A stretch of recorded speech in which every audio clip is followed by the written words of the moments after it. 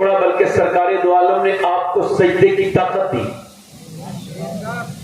آج وہ سجدے چھوٹ گئے، مائیں بیکار ہو گئی، باپ بیکار ہو گئے.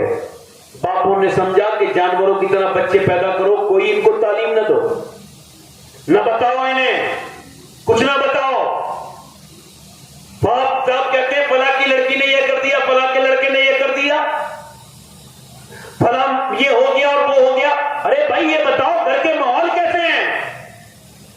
پہلے آپ یہ تو سمجھو یہ جو رونا رہ جا رہا ہے اس کی ایک ہی وجہ ہے کہ بچپن میں اگر، اور میں عورتوں پہ کیوں زیادہ دھیان دیتا ہوں چونکہ عورت سے ریڑھ کی ہڈی ہے. حیدرآباد دکن میں تقریر ہو رہی تھی، حیدرآباد میں امام حسین کا مجمع تھا، محرم چل رہا تھا. ایک ڈی ایم عورت مائک پہ آئی، غیر مسلم تھی، کہنے لگی میں ڈی ایم ہوں، غیر مسلم ہوں، مگر حسین سے محبت رکھتی، یقین رکھتی ہوں حسین، مگر یہ پوچھنے آئی ہوں یہ بتاؤ مسلمانوں 14 صدیاں بیت گئی، دوسرا حسین کیوں نہیں پیدا ہوا؟ واہ واہ واہ کیا سوال ہے، واہ. اب کسی کے پاس جواب ہو تو بولے. اور کیا ہوا 14 صدیاں بیت گئی، دوسرا حسین کیوں نہیں پیدا ہوا؟ کوئی بولے ہی نہیں. سب نے نظر جھکائی، لمبا مجمع، جہاں تک نظر مجمع ہی مجمع، لوگ ہی لوگ بیٹھے. اس نے جب تیسری مرتبہ جواب دیا نا تو نیچے سے ایک آدمی آیا اور اس کا چہرہ بڑا جو ہے وہ خوبصورت تھا، کوئی اللہ کا نیک بندہ تھا. اس نے کہا بیٹی، اس نے کہا کیا جواب دے سکتے ہو کیوں پیدا نہیں ہوا حسین دوسرا؟ تو نیچے ایک شخص کھڑا ہوا، بولے بیٹی ذلیل کرنے آئی ہے کیا؟ حسین تو پیدا ہو جاتا مگر دنیا میں دوسری فاطمہ ہی نہیں آئی.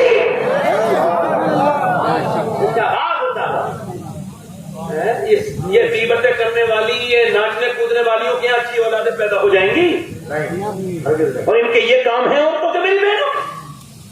ادھر دیکھو میں نے اپنی آنکھوں سے دیکھا ہے، اگر 5 سال کی بچی کو آپ پردہ کرا دیں مر جائے گی، مگر بڑے ہونے کے بعد پردہ ختم نہیں کر سکتی. ایک عورت کا دم نکل رہا تھا، عمر تھی اس کی 33 سے 34 سال.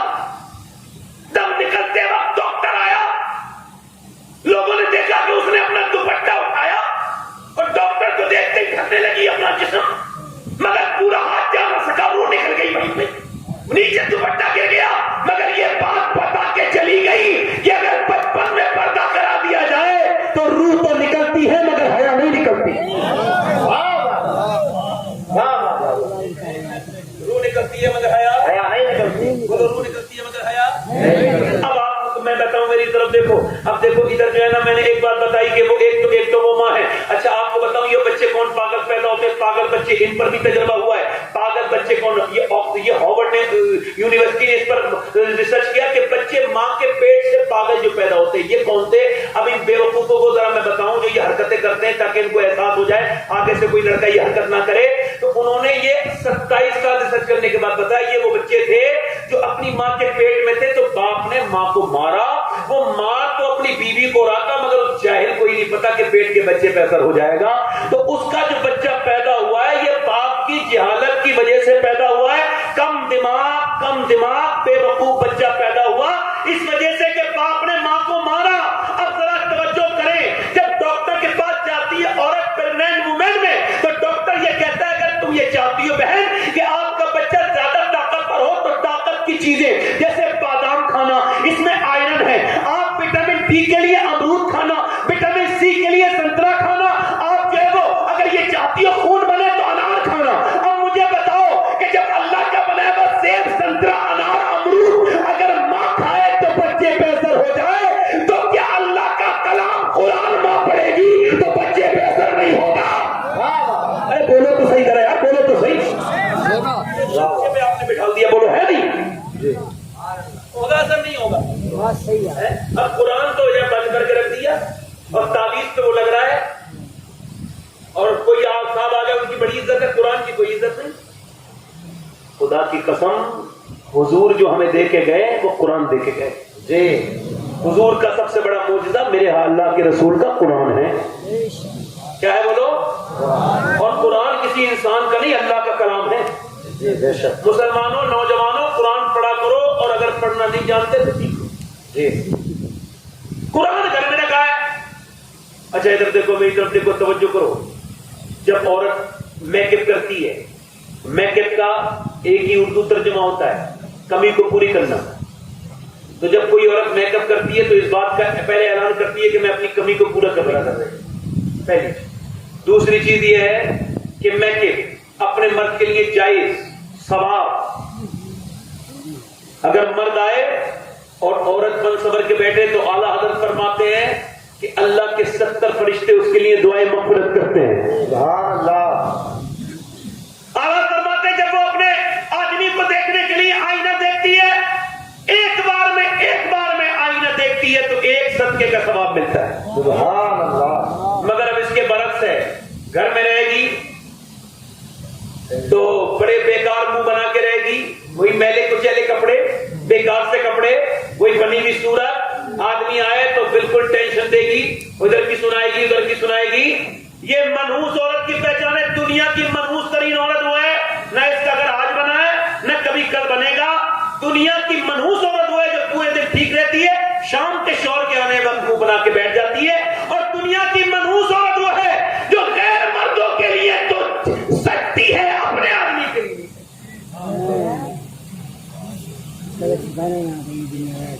اب دیکھو آپ کی شرم اور آپ کی حیا اور میری شرم میری حیا میرے ساتھ.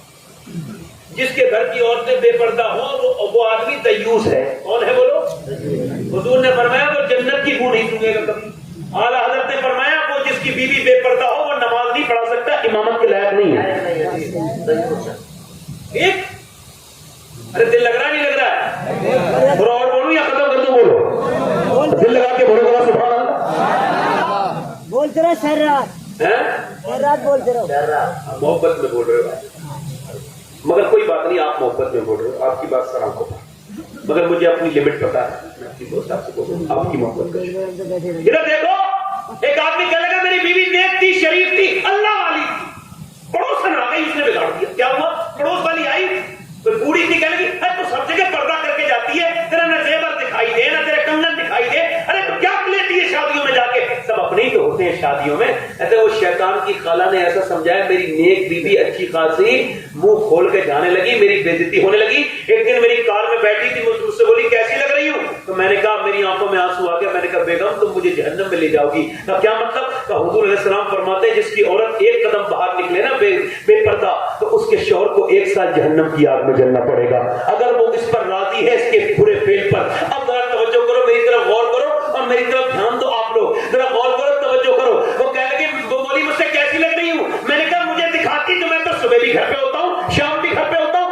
اب تو بارات میں جانے کے لیے جن لفندوں کے لیے تو سجی ہے ان سے پوچھنا تو کیسی لگ رہی ہے. یہ ہنسنے کی بات نہیں, مذاق کی بات ہے, سمجھنے کی بات ہے.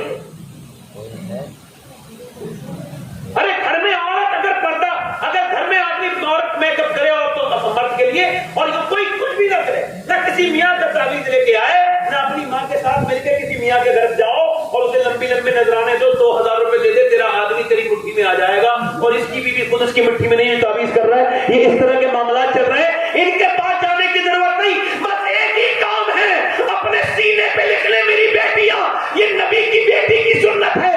مولا علی فرماتے ہیں کہ فاطمہ الزہرا 7 دن کی بھوکی تھی, میں جب گھر گیا تو انہوں نے اٹھ کے دروازہ بھی کھولا اور مجھے مسکرا کے سلام بھی کیا. میں نے کہا فاطمہ اتنی بھوکی ہو پھر بھی مسکرا کے سلام کرتی ہو؟ کہتی ہے میں نے اپنے ابا سے سنا تھا جو عورت اپنے شوہر کو راضی کر لے اس سے اس کا اللہ بھی راضی ہو جائے. اللہ بھی راضی ہے. اب سنو, ادھر دیکھو, توجہ کرو. یہ 6 سال کی بچی ہے, قرآن پڑھ رہی ہے. مدینے میں کہاں پڑھ رہی ہے بولو؟ مدینے میں قرآن پڑھ رہی ہے. 6 سال کی بچی. ایسے اپنی بچیوں کو سمجھایا کرو. قرآن پڑھ رہی ہے, قرآن پڑھتے پڑھتے پڑھتے پڑھتے پڑھتے پڑھتے اس کا سر کا دوپٹہ نیچے کو الجھتا ہے اور نیچے کو جا کر کے گر جاتا ہے. جب اس کا نیچے کو گرا دوپٹہ, اس کی والدہ نے پہلا کام یہ کیا کہ کام چھوڑ کے اس کے سر پہ دوپٹہ رکھا. اچھا آپ لوگوں میں سے کتنے لوگ جانا چاہتے ہیں جلدی سے بتائیں بھائی. دیر ہو رہی ہے, ایک ایک کر کے اٹھنے سے بہتر ہے کہ ایسے چلے جاؤ بھیا. کوئی نہ جا رہا, ادھر دیکھو بھائی، ادھر دیکھو، ادھر میری طرف دیکھو، میں آپ کو کیوں کہہ رہا ہوں، ماسٹر کی بھی اتنی اوقات ہوتی ہے کہ جب وہ پڑھا رہا ہو تو لوگ اس سے پوچھ کے جاتے ہیں، مگر ہم لوگوں کی لوگوں نے اتنی بھی اوقات نہیں کہ وہ ایک بار یہی کہتے ہیں بس آ رہے ہیں تھوڑی دیر۔ حدیث اور قرآن کی اوقات لوگوں کی نظر میں معاذ اللہ۔ امام مالک حدیث پڑھا رہے تھے، رو رہے تھے مدینے میں، 40 سال حدیث پڑھائی، 40 حضور کے روزے بیٹھ کے کتنے سال؟ 40 سال۔ امام مالک تو پڑھاتے پڑھاتے رونے لگے اور روئے، حدیث پوری ہو گئی، لوگوں نے کہا کیا ہوا؟ کہا میرے کرتا دیکھو۔ شاگردوں نے جب دیکھا تو اندر بچھو تھا، 6 جگہ کاٹا تھا۔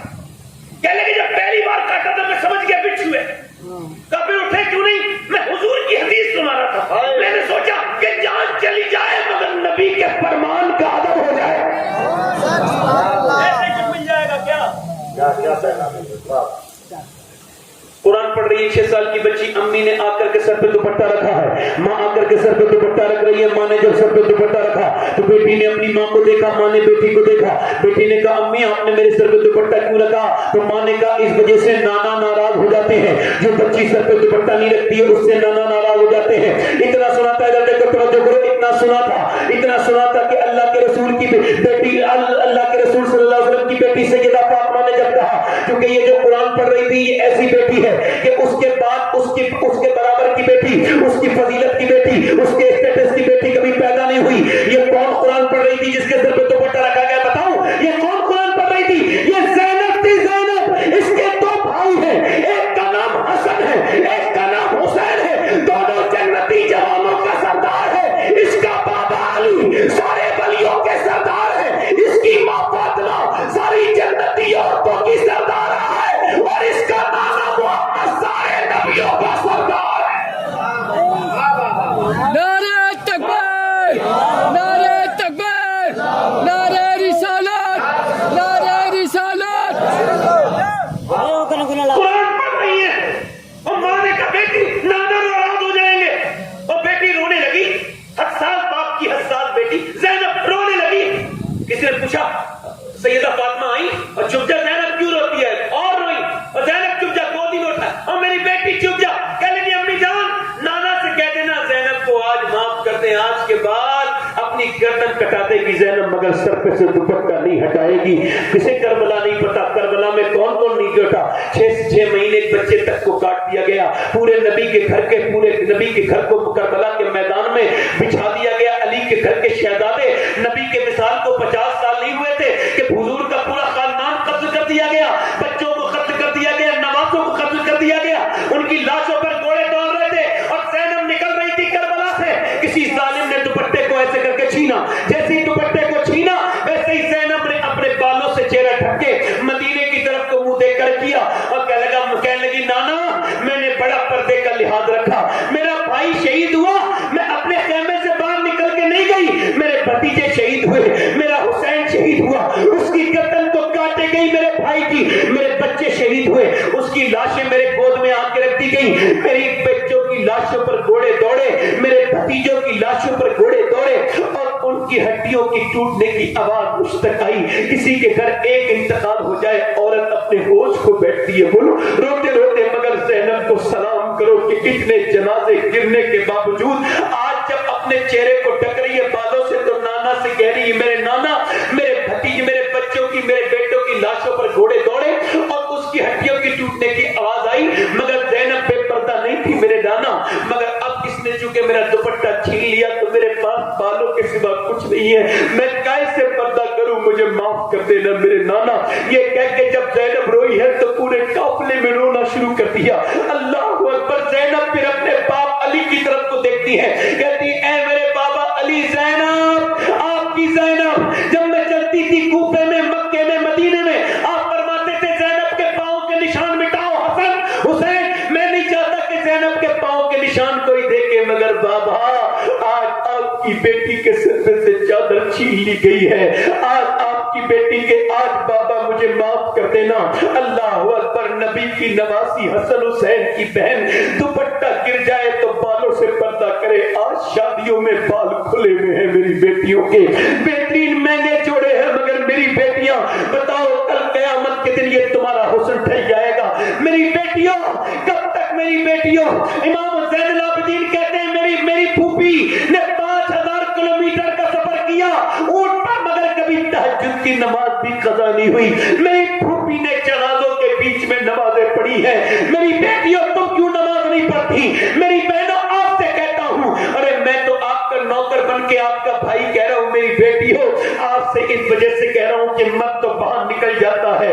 جتنا بھی دین دیتی ہے عورت ہی دیتی ہے. اگر تمہارے اندر سے دین نکل گیا تو قوم برباد ہو جائے گی. میں تم سے کہتا ہوں, حضرت نعیم نام کے, نعیم بن عبداللہ نام کے ایک تابعی ہیں, ان سے کسی نے پوچھا آپ سیدہ زینب کے پڑوسی ہیں, کبھی پڑوسی ہیں, پڑوسی ہونے کے ناطے کبھی نکلتے دیکھا ہوگا, کبھی علی کی بیٹی کو دیکھا ہوگا بارات میں جاتے, کبھی بازار میں جاتے. نعیم بن عبداللہ کہتے ہیں نہیں, زینب 15 سال میری پڑوسن رہی, مگر کبھی میں نے ان کو پردے میں بھی نہیں دیکھا, کبھی پردے میں بھی باہر نکلتے نہیں دیکھا.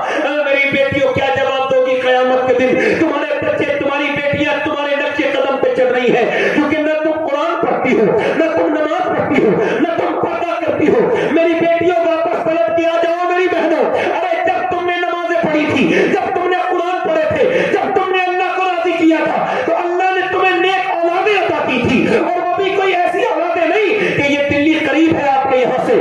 دلی میں ایک عورت نماز پڑھ رہی ہے, اور نماز پڑھتے پڑھتے ان کا عرس ہے کل, اس وجہ سے بیان کر رہا ہوں. وہ عورت قرآن پڑھ رہی ہے, قرآن نماز پڑھ رہی ہے, نماز پڑھتے پڑھتے اس کا 8 سال کا بچہ اٹھتا ہے, اپنی ماں کو دیکھتا ہے کہ سجدے میں رو رہی ہے. ماں نے دیکھا, بیٹے نے ماں کو دیکھا, ماں کے قریب جا کے بیٹھ گیا. ماں نے جب سلام پھیرا, بیٹا بولا اماں رو کیوں رہی تھی, آپ کو کیا تکلیف ہے؟ بیٹے کوئی تکلیف نہیں ہے, ابھی ہاتھ پہ چھپکلی گر گئی تھی. پھر وہ تو ہٹا دی, مگر سوچا کہ آج تو زندہ ہوں, قبر میں جاؤں گی, آج تو میں بچ گئی, مگر جب قبر میں جاؤں گی تو کیڑے آئیں گے اندھیری قبر میں. بیٹے ڈرتی ہوں اندھیری قبر سے, میں تو ایک چراغ کے بغیر میں گھبرا جاتی ہوں, تو اندھیرا ہی اندھیرا قبر میں ہوگا. کتنی بہت سی مٹی ڈال دیتے ہیں اوپر سے, لوگ کیسے تنہا چھوڑ کے آ جاتے ہیں. میرے بیٹے, وہاں کیڑے آئیں گے, بس یہی ڈر ہے تیری ماں کے دل میں. قبر کی تنہائی سے ڈرتی ہوں. چھوٹا سا بچہ کانپ کے بولا, ماں تو ابھی بہت چھوٹی ہے, میں تو بڑا, تو بہت بڑی ہے, میں تو ابھی بہت چھوٹا ہوں, میرے لیے تو کچھ کر. ماں نے کہا سجدے میں جا, اللہ بچائے گا. 8 سال کا بچہ جو سجدے میں گیا نا, تو ماں پھوٹ پھوٹ کے روئی, مالک یہاں تک لانا میرا کام تھا, قبول کرنا یہ تیرا کام ہے. میں تو کمزور ہوں, اپنی عادتوں سے مجبور ہوں. میرے مالک, میرے رب, میرے بچے کو قبول کر لے. میرا 8 سال کا یتیم بچہ, اس کا باپ نہیں ہے, اسے قبول کر لے. بچہ رویا, ماں بھی روئی. کبھی اپنے بیٹوں کے ساتھ رویا کرو, کبھی اپنی بیٹیوں کے ساتھ رویا کرو, کبھی چھوٹے چھوٹے بچوں کو وضو کروا کے اپنے ساتھ مصلی پہ نمازیں پڑھوایا کرو. لوگوں ایسی عادت پڑے گی ورنہ بچہ نمازی نہیں بنے گا. میرے بیٹا, میرے بھائیوں, وہ روئی, وہ عورت روئی, اور وہ روتے روتے بوڑھی ہو کے انتقال کر گئی. اس کے بیٹے کا رنگ دلی میں چڑھ گیا, مگر جا کے دیکھو دلی میں صدیاں بیت گئی. بادشاہوں کی, مغلوں کی عورتوں کے نشان تو مٹ گئے, مگر جا کے دیکھو ان کی قبروں کے نشان نہیں پتا. مگر جو پوری رات نماز پڑھتی تھی, اس کا مزار 3 بیگھہ زمین میں بنا ہوا ہے. اس کا نام ہے سیدہ زلیخا المعروف مئی صاحبہ. بدھ کے دن اس کے مزار پہ میلہ لگتا ہے, اور قریب میں اس کے بیٹے کا مزار ہے. بادشاہوں کی قبریں تو مٹ گئی, مگر اس کے بیٹے کے مزار پہ روز میلہ لگتا ہے. اس کے بیٹے کا نام نظام الدین محبوب الہی. نظام الدین, اور بولو یا ختم کرو؟ بولو. 1 گھنٹہ ہو گیا, دل لگ رہا ہے نہیں لگ رہا؟ اے رومال والے بھائی, کیا کوئی بات بول کرو آپ. کوئی بات نہیں, کوئی بات نہیں, میں کچھ نہیں کہوں گا, میں تو جو سن رہا ہوں سنا رہا ہوں. تو کیا بات سمجھی آپ نے اس بات سے, کہ اپنی بیٹیوں کو اب دین سکھائیں گے, دین سکھائیں گے انشاءاللہ, تاکہ ہماری نسلوں میں دین. آخری بات اور کر لے رہا ہوں, تھوڑی دیر 5-10 منٹ اور سماعت کر لیں آپ. دیکھو, ایک دن نا اللہ کے رسول علیہ السلام, میرے نبی, اما عائشہ فرماتی حضور گھر میں تشریف رکھتے, اچانک حضور کی بیٹی آ گئی. اچھا پتہ کیسے چلا؟ وہ جو ہے کہ نہیں؟ کہتے فاطمہ الزہرا نے جب کنڈی کھٹکھٹائی تو حضور نے فرمایا دیکھو عائشہ فاطمہ آئی ہیں. میں نے آپ کی حضور کیسے؟ فرمایا جس طرح سے یہ کنڈی کھٹکھٹائی جا رہی ہے میری فاطمہ کا انداز.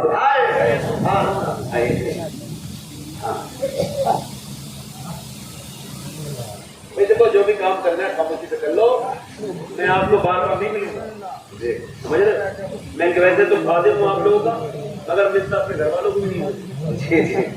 میری حیثیت کوئی نہیں. میں تو یہ نہیں پتا جنتی ہوں جنتی, مجھے تکبر کی بات نہیں, مگر ایک بات کر رہا ہوں, سن لو مجھے ڈسٹرب نہ کرو. سننے والوں کے کان بولنے والے کی زبان تیز کرتے ہیں. اب یہ کہ دو ادھر سے اٹھ گئے کہ وہ فلاں تھا, ٹھیک ہے, اب میری بات ہو رہی ہے تو مجھے سن لو تھوڑی دیر, کہو تو ختم کر دوں. بھائی دیکھو میں ناراض نہیں ہو رہا ہوں. اس طرح کی پبلک مجھے ملی 1-2 مہینے کے بعد یہ کہ مگر اچھے لوگ ہیں, مطلب اتنی اچھے لوگ. بہت آخری بات کر رہا ہوں. تو حضور نے کہا فاطمہ آئی ہیں. دروازہ کھٹکھٹایا. دروازے میں جب آئی نا تو بیٹی تو میاں یہ چادر جو تھی نا وہ بنی ہوئی ایسا. حضور اٹھ کے کھڑے ہوئے, میری بیٹی کیا ہوا خیریت سے؟ ابا ہاں یہ روٹی لائی. ایسے کر کے کھول دی. بیٹی تو بیٹی ہوتی ہے. اللہ کھول دی روٹی. حضور لیجیے ابا کھائیے. سرکار نے وہ روٹی نکالی, ایک لقمہ منہ میں. کون بات کر رہا ہے؟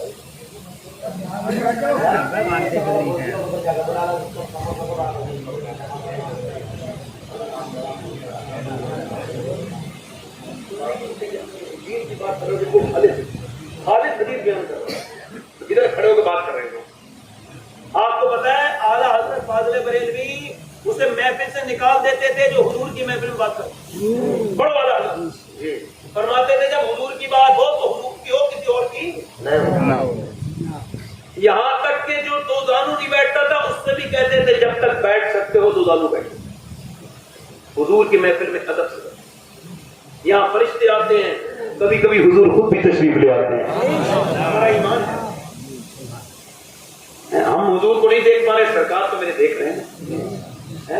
سرکار فرماتے ہیں میں بچپن میں حضرت عباس نے پوچھا کہ حضور یہ بچپن میں سالک آپ کے چاند آپ کو لوری دیتا تھا؟ فرمایا ہاں. میں جب رونے والا ہوتا تھا نا تو چاند مجھے لوری دینے لگتا تھا. میرا امام کہتا ہے چاند جھک جاتا جدھر انگلی اٹھاتے مہد میں, کیا ہی چلتا تھا اشاروں پر کھلونا نور کا.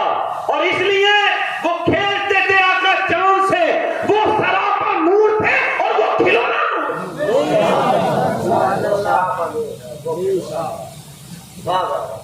چاند 1,25,000 میل دور ہے.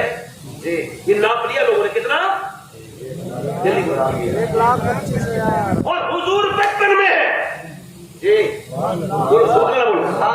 بچپن میں ہے اور 1.25 لاکھ میل پہ چاند جو لوریاں دے رہے ہیں اس کو اپنے جھولے میں بیٹھ کے سن رہے ہیں. تو سنو جو 1.25 لاکھ میل دور اپنے چاند کی باتیں سن لے تو کیا کوئی سلام اس ٹھاکر دوارا سے پڑے گا؟ تو مدینہ تو 5,000 کلومیٹر دور ہے. نہیں سنے اب یہ نہیں سن رہے ہوں گے جلسہ جو ہو رہا ہے, اب حضور سن رہے ہیں. اللہ کی عطا سے میرے نبی سنتے ہیں. اب آخری حدیث سنا کے اپنی بات کو ختم کر رہا ہوں, تو سن لو. اللہ کے پیارے حبیب نے پوچھا بیٹی تو منہ میں لقمہ لے کے رونے کا کیا ہوا؟ ابا کیوں روتے ہیں میرے آقا, میرے ابا ابا؟ اور بات کوئی نہیں فاطمہ, آج 5 دن کے بعد پہلا لقمہ میرے منہ میں. ادھر دیکھو, ادھر دیکھو. یہ جو لوگ کہتے ہیں نا بوجھ کھانا سنت ہے, ان سے یہ بھی پوچھا کرو کتنا سنت ہے. یہ آدھی بات ہے. میرے پیغمبر کے ساتھ ایسی بات نہ کریں گے. وہ یہ کہے کہ گوشت سنت ہے مگر یہ بھی بتائے کہ حضور نے اپنی پوری زندگی میں 7 کلو کچھ گرام کھانا پوری زندگی میں کھایا. بابا فرید الدین گنج شکر کھانا تول کے کھاتے تھے. کسی نے پوچھا ہے فرید نظام الدین اولیاء کہتے ہیں, میں نے پوچھا حضور لوگ سوال کرتے ہیں آپ کے پیر تول کے کھانا کیوں کھاتے ہیں؟ تو بابا فرید ہونے لگے ساری باتیں تھوڑی بتانے کی ہوتی ہے, نا بتا دیں نا حضور بتا دیں. بابا فرید رو کے بولے یار بات یہ ہے میں نے حضور کے کھانے کا اندازہ کر لیا ہے، میں زندگی میں حضور سے زیادہ کھانا نہیں کھانا چاہتا، تو پورے 24 گھنٹے میں ایک لقمہ ہی کھاتا ہوں۔ اسے کہتے ہیں عشق۔ حضور نے کہا بیٹی 5 دن کے بعد پہلا لقمہ میرے منہ میں گیا ہے، تو بیٹی کہنے لگی ابا آپ کھائیں، علی لائے تھے جو میں نے پکائے، میں نے روٹی بنائی، علی کو بھی کھلائی، حسن حسین کو بھی، مگر میں نے نہیں کھائی، میں نے سوچا پہلے اپنے ابا کو کھلاؤں گی تو بعد میں کھاؤں۔ اما عائشہ فرماتی ہے ایک دن حضور رات میں لیٹے تھے چارپائی پر، اچانک اپنے شکم کو چارپائی پہ آپ نے اپنے شکم کو نا اور چارپائی پر جو ہے وہ سمیٹنا شروع کر دیا۔ اچانک میں قریب گئی، میں ڈر گئی، کیا ہوا ہے رسول اللہ؟ تو کچھ نہیں، میدے کو آپ سمیٹ رہے تھے۔ عائشہ بھوک کی وجہ سے میں اپنے شکم کو سمیٹ رہا ہوں، بھوک بہت لگی ہے مجھے۔ اما عائشہ کہتی میں آپ کو بتا رہا ہوں، آپ اس کا کلمہ پڑھ کے اس کی بات، کیونکہ مجھے قبر میں جا کے حساب دینا ہے اسی کا، اس مائک کا، اس وجہ سے بتا رہا ہوں، مجھے اور کوئی بات نہیں، ورنہ خطابت تو میری ہو چکی، میری طرف دیکھو۔ اما عائشہ کہتی میں نے کہا یا رسول اللہ آپ دعا کیوں نہیں کرتے؟ آپ دعا کریں گے تو اللہ آپ کو بے شمار دے گا۔ فرمایا لیکن میرے جتنے پچھلے پیغمبر تھے وہ سارے پاکوں کے ذریعے اللہ سے جا ملے، اور میں بھی پاکوں کے ذریعے اللہ سے جا ملوں گا۔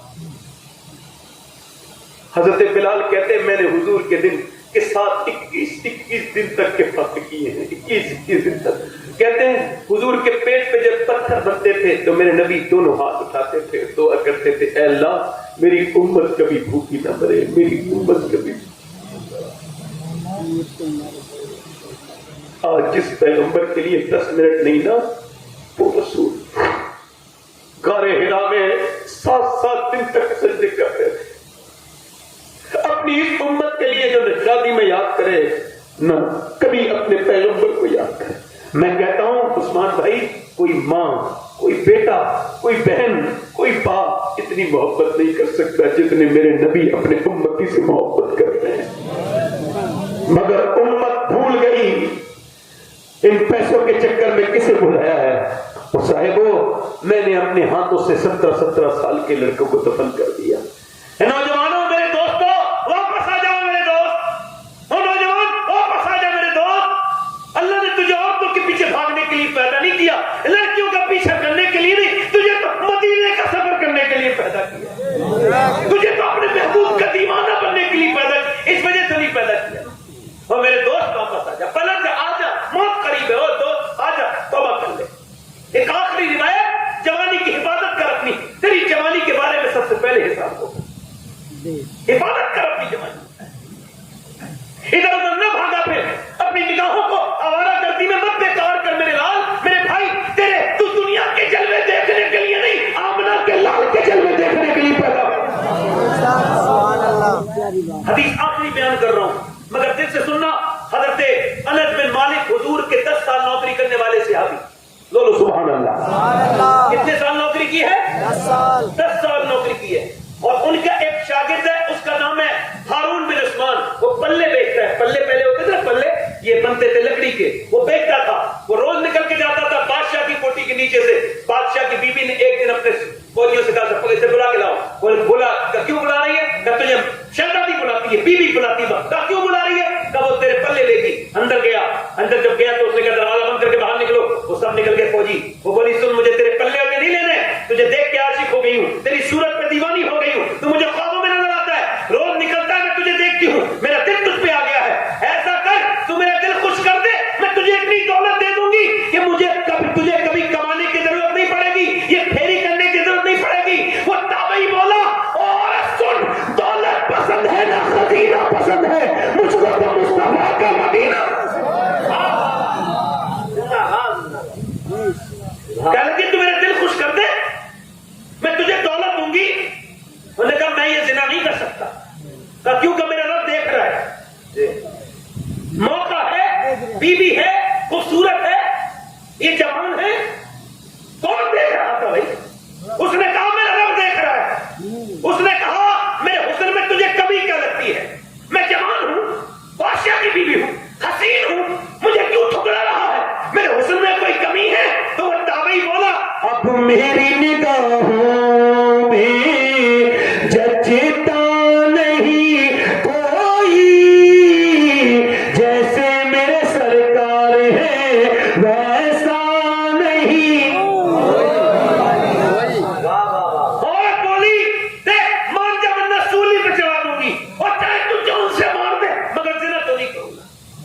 اس نے جب اسے دیکھا تو وہ جلدی سے کنڈی کھول کے دوڑا، اس نے کہا پکڑ لو، اور جیسے پیچھے فوجی دوڑے وہ چھت پہ چڑھ گیا، دروازہ نہیں ملا تو ایک منزل پہ، 2 منزل پہ، 3 منزل پہ چڑھ کے اس نے دیکھا بہت اوپر آ گیا، مگر پیچھے وہ کھڑا تھا قلعے کی کوٹھی پر، اور پیچھے فوجی آئے تو کہنے لگا مالک نے جان تو دے رہا ہوں مگر میں یہ زنا نہیں کروں گا۔ جب وہ نیچے اس نے چھلانگ لگائی، مگر اللہ سے زیادہ خبردار کون ہوگا؟ جیسے وہ نیچے گرا ہے اللہ نے فرشتے کو بھیجا، اور فرشتے نے اپنے پر پہ اس کو لے لیا اور نیچے اتارا، اور جب نیچے اترا ہے تو سامنے یوسف، سامنے ایک صاحب کھڑے تھے، چہرہ ان کا چمکتا تھا۔ پوچھا آپ کون ہیں؟ میں نے اتنا حسین آدمی نہیں دیکھا۔ کہا میں یعقوب کا بیٹا یوسف ہوں، تجھے فرشتوں نے نیچے اتارا ہے، تو عام نہیں اترا ہے، تجھے اللہ کے معصوم فرشتوں نے نیچے اتارا ہے۔ اور کہنے لگے یوسف علیہ السلام سن، میں تجھے خوشخبری دینے آیا ہوں، تجھ سے اللہ راضی ہو گیا ہے، کیونکہ جو کام میں نے نبی ہو کے کیا تھا وہ محمد کے امتی نے امتی ہو کے کر دیا۔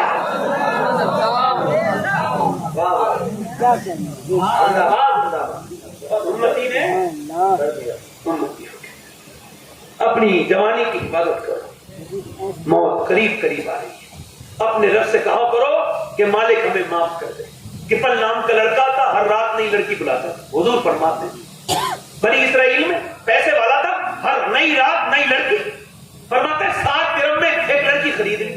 وہ آئی جب اس کے پاس، یہ اس کے پاس گیا، اس کے کمرے میں اس نے اس کے ہاتھ لگایا نا تو وہ کانپنے لگی اور رونے لگی۔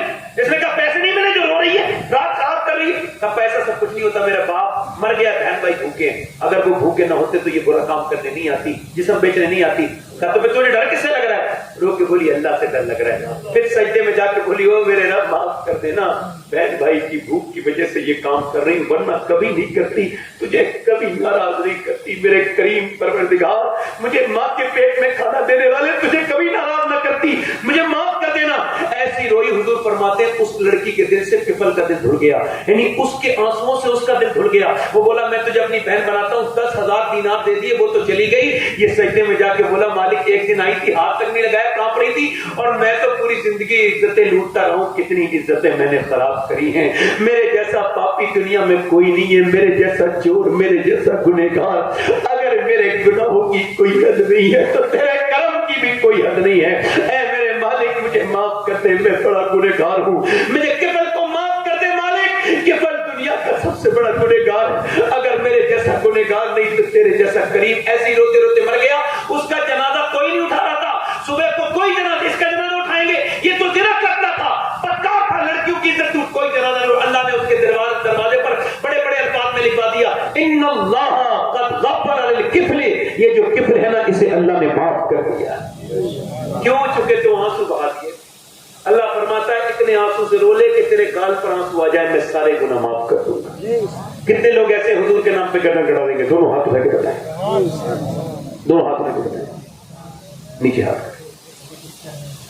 پھر ایک بات سوچ لو، جو گردن کڑا سکتا ہے ایک دوسرے کی طرف نہ دیکھنا، ہاتھ اٹھا کے بتاؤ کون کون حضور کے نام پہ گردن، دونوں نیچے۔ جو گردن کڑا سکتا ہے کچھ بھی کر سکتا ہے نا، کچھ بھی کر سکتا ہے نا، ایک دوسرے کی طرف نہ دیکھنا، مسکرانا نہیں۔ کتنے لوگ ایسے ہیں جو گردن بھی کٹا دیں گے اور آج سے پوری داڑھی بھی دکھا دیں گے، اس محفل میں کھڑے ہو جائیں، ایک دوسرے کی طرف نہ دیکھنا۔ ایک آ جاؤ، آگے آ جاؤ، بیٹھے نعرہ تکبیر، ادھر آ جاؤ، نعرہ تکبیر، نعرہ رسالت، علماء اہل سنت حضرت علامہ مولانا اشفاق صاحب قبلہ، نعرہ تکبیر، نعرہ رسالت۔ آئیے کھڑے رہو، بس یہی۔ کوئی دوسرا عاشق رسول ہے؟ بیٹھو،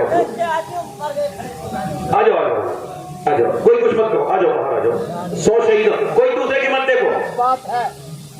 سبحان اللہ، میں آپ کے لیے مدینے میں بھی دعا کروں، آپ میری دعاؤں میں یاد رکھیں گے۔